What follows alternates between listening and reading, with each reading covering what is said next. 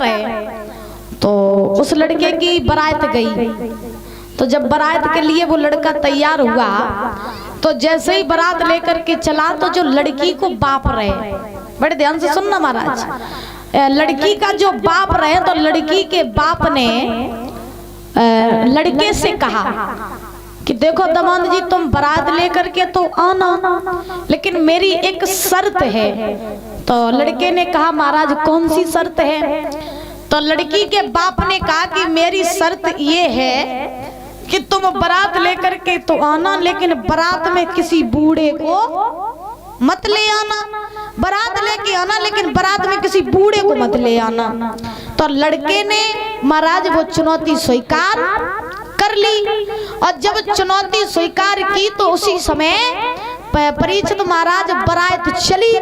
लड़का दूल्हा बन करके तैयार हो गया, लेकिन लड़का के जो रहे महाराज नए नए मित्र सो पे सब महाराज बारात में चलवे का तैयार भये। यहाँ तक कि लड़के ने अपने बाप से भी मना कर दिया कि तुम भी मेरी बारात में नहीं जाओगे।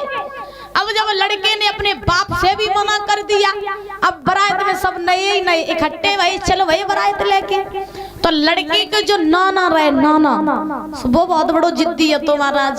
सो नाना ने जवाब दिया देखो तुम अपने बाप को ले जाओ न ले जाओ हमें कोई मतलब नहीं, लेकिन कुछ भी हो जाए जिस बारात में हम जरूर जाएंगे। लड़के ने कहा देखो नाना जी एक बार हम बारात कर आए, बहू को घरे ले आए, फिर वहीं परे रहियो समझाने में कोई दिक्कत नहीं, लेकिन बारात में न जाओ। नाना जी ने कही देखो हम मानिए तो काऊ की नहीं, अगर ब्रह्मो जी उतरिया में उनकी नहीं माने बारात लेके बारात में तो हम जरूर ही जाइए। नाना जी ने जिद पकड़ ली। अब बुजुर्गों जब नाना जी ने जिद पकड़ी, नाना जी कहने लगे कि बारात में जरूर जाएंगे जरूर जाएंगे जरूर जाएंगे। तो लड़के ने कहा अब नाना नहीं मान रहे हैं तो भैया ने ले भाई चलो।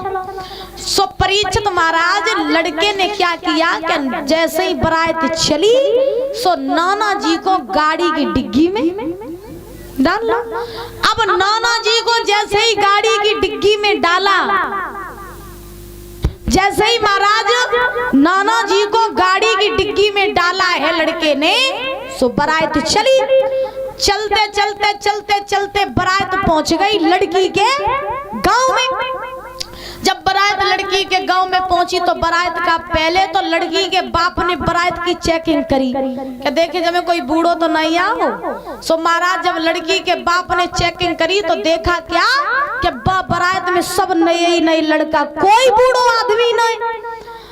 अब लड़की के बाप ने कहा चलो जवान जी तुम बारात तो बढ़िया लेके आए, तुमने मेरी चुनौती स्वीकार कर ली, अब तुम्हारी बारात में सब नए ही नए लड़का, अब चलो द्वार चार के लिए। सो परीक्षित महाराज लड़का जैसे ही द्वार चार के लिए चला और जैसे ही पटा पे चढ़ा, और जैसे ही महाराज पटा पे चढ़ो तो लड़की के बाप ने कही एक और शर्त मेरी मान लो। अब लड़का जो रहे सो बड़ो परेशान होएगा। लड़का सोचने लगा अच्छा ससुर जी हमने तुम्हें एक चुनौती मानी, अब तुम दूसरी मनवाए रहे हो, जो तो बड़ी गलत बात है। लड़के ने कहा चलो बताओ कौन सी तुम्हारी शर्त है। तो लड़की के बाप ने कही कि देखो बारात और द्वार चार तुम्हारा हम तभी करवाइए, बारात तभी चढ़वाइए जब तुम मेरी एक शर्त माने हो। लड़के ने कहा कौन सी शर्त? तो लड़की के बाप ने कहा कि शर्त ये है कि मेरे गांव में एक पानी की नदी बहती है, मेरे गांव में एक पानी की नदी बहती है, और उस पानी की जगह पीछे वाले दादा ध्यान से सुन लेना। लड़की के बाप ने कहा लड़के से कि मेरे गांव में पानी की नदी बहती है और तुम उस नदी में पानी की जगह दूध बहा दो तो मैं बारात चढ़ाने के लिए तैयार हूँ। अब लड़का अकेलो और बारात में सब नए ही नए लड़का, किनके अंदर इतनी बुद्धि जो पानी की जगह दूध बहाए देवे? बताओ परीक्षित महाराज, ऐसा तो हो ही नहीं सकता है कि पानी की जगह नदी में दूध बहा दिया जाए। अब ध्यान से सुनना, क्या महाराज खुश रहो। हुआ ऐसा कि आज लड़के ने अपने ससुर जी से कहा, देखो ससुर जी, ऐसा तो हो ही नहीं सकता है कि मैं पानी की जगह दूध बहा दूं और तुम भी ये शर्त पे शर्त रखते जा रहे हो, अच्छी बात नहीं है, शादी हो जाने दो। लड़की के बाप ने कहा, शादी अब तभी हुई है जब तुम मेरी शर्त माने हो। अब महाराज, अब लड़का अपने दोस्तन की तरफ देखे, अब बेऊ एक दूसरे के मुंह गाई देखे, अब लेकिन बात काऊ को ना आए कि वो करें तो करेगा। तो लड़के ने अपने दोस्तों से कहा, भैया ऐसा करो कि अब हमें नहीं लगत के ब्याह हुई है तो चलो चुपचाप बारात लौटा ले चलो। सो महाराज लड़का जो रहे सो अपनी बारात लेके लौटन लगो। भाई गाड़ी में लड़का बैठो जहाँ टिक्की में नाना डरे थे। सो परीक्षित महाराज अब जैसे ही लड़का गाड़ी में बैठा, नाना जी बोले क्या हुआ, बड़ी जल्दी बारात लेके आई है वापस। अब लड़का कहने लगा, नाना जी अब बारात लेके कहाँ आई है, बारात जब चढ़ी हो तब तो हम बारात को लेके आए, तब तो हम बहू ले जाए, बारात ही नहीं चढ़ी।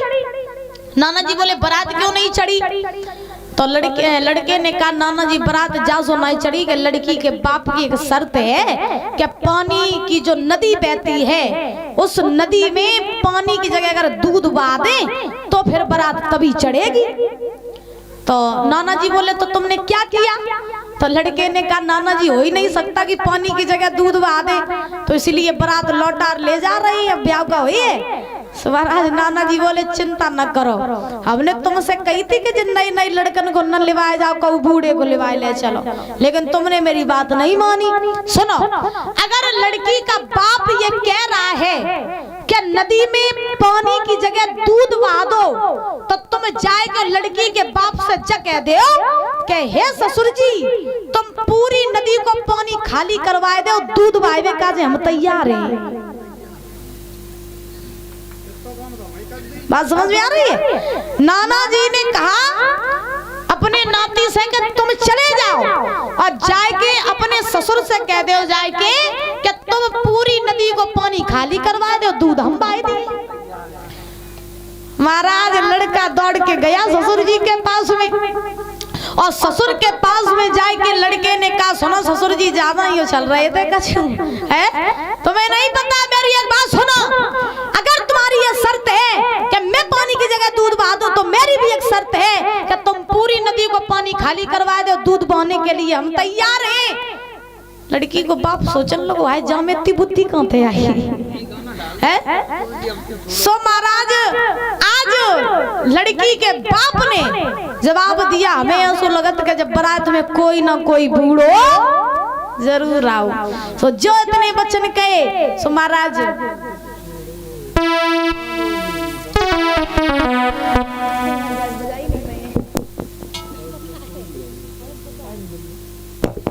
आज उसी समय महाराज लड़की का बाप समझ गया कि बारात में कोई ना कोई बूढ़ो जरूर आओ। एक बात ध्यान रखना, जब तक बारात में या काम में कोई बूढ़ा व्यक्ति सम्मिलित नहीं होगा तब तक वो काम पूरा नहीं होगा। आज श्री सुखदेव जी समझा रहे हैं, राजन परीक्षित जब भोले बाबा बारात लेके पहुंचे तो पहुंचने के बाद में आज परीक्षित महाराज हिमांचल आए। हिमांचल ने भोले बाबा का स्वागत किया, सम्मान किया। करने के बाद में आज भोले बाबा का महाराज द्वार चार होने के लिए आया। जब भोले बाबा का द्वार चार होने के लिए आया तो पार्वती मन ही मन में सोचने लगी कि हे भोले बाबा आप आए तो, लेकिन आने में बड़ी ही देरी की। इस समय का मुझे कब से इंतजार था कि आप दूल्हा बन के आओ, आज वो घड़ी आ ही गई। और पार्वती सोचने लगी